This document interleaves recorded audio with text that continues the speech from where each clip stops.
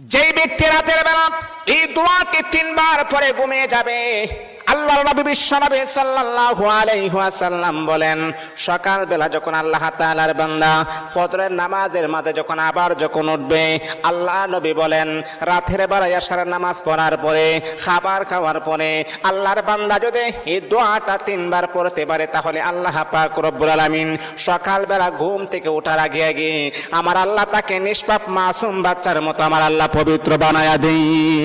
দোয়াটা সবাই আমরা জানি, আমরা সবাই কিন্তু দোয়াটা জানি, কিন্তু আমরা আমল করি না। দোয়াটা হলো আস্তাগফিরুল্লাহাল্লাযী লা ইলাহা ইল্লা হুয়াল হাইয়ুল কাইয়্যুম ওয়া আতুবু ইলাইহি লা হাওলা ওয়ালা কুওয়াতা ইল্লা বিল্লাহিল আলিয়্যিল আযীম।